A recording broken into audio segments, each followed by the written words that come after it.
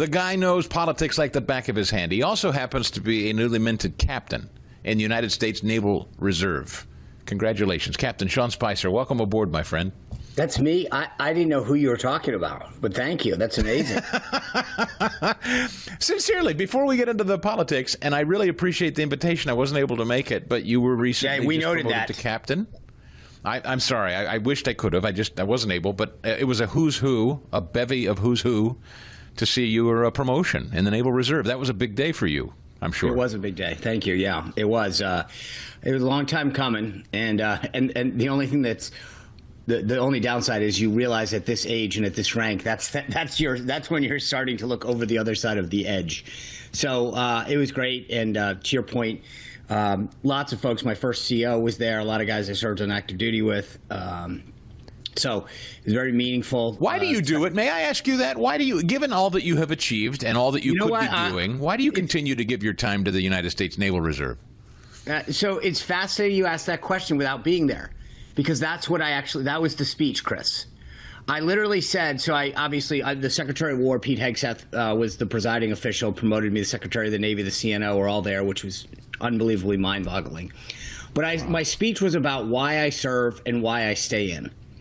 And I went through a series of things. I'll send you the video if you really want to watch. But I think there's not one answer. I mean, the first is, for me, the Navy fills a void. I play politics a lot, as you mentioned at the intro, and it's tribal, right? I want my side to win.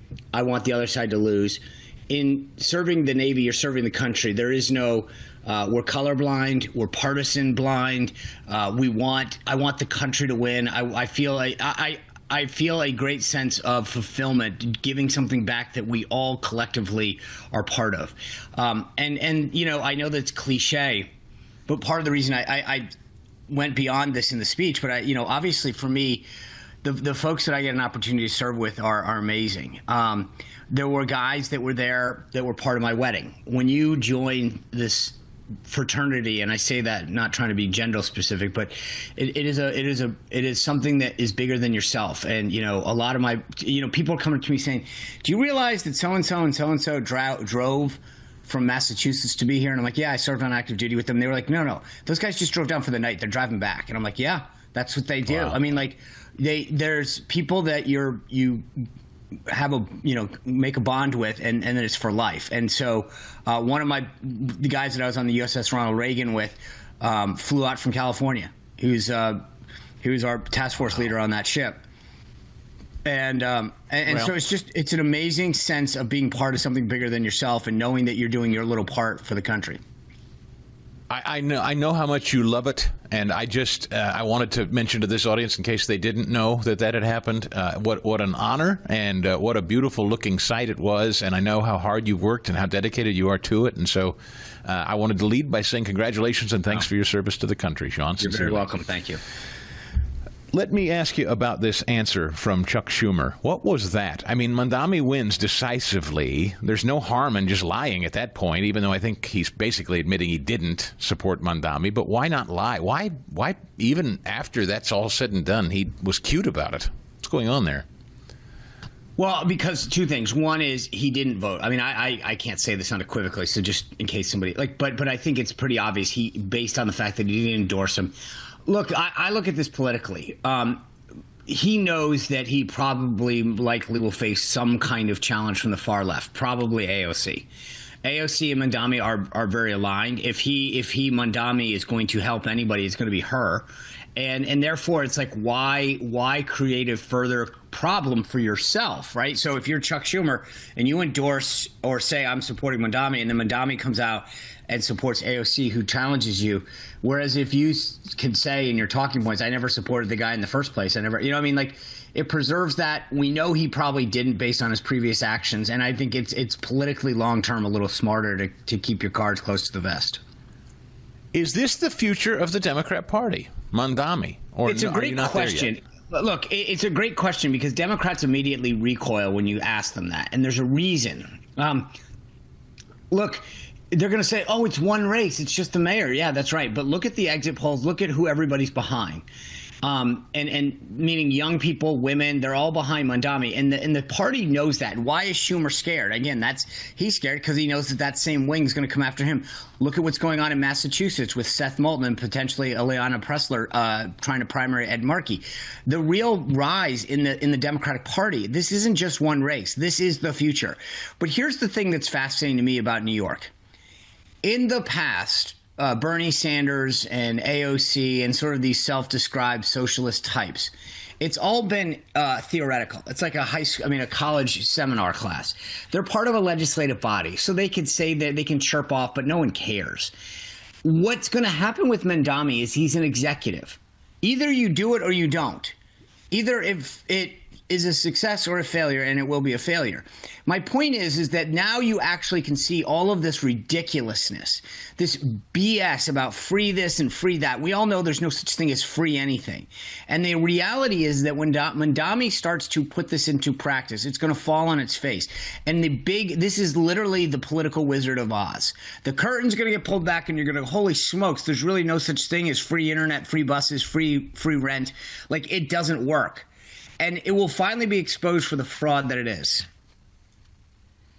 You think then, let him fall, let him fail. Some Republicans have said they're kind of almost happy. Let this guy totally bring Democrats in New York to their knees, and make an example out of him. Is that how Republicans run next year? Well, there's two things. One, he's going to do it to himself. I mean, he's going to get elected. He's going to have to say, so either, look, there's two options. One, he goes the route of the traditional politician. I tried, I failed. I couldn't do it. The legislature wouldn't do it in New York. You know, the city council wouldn't let me do it. The state legislature assembly wouldn't let me do it.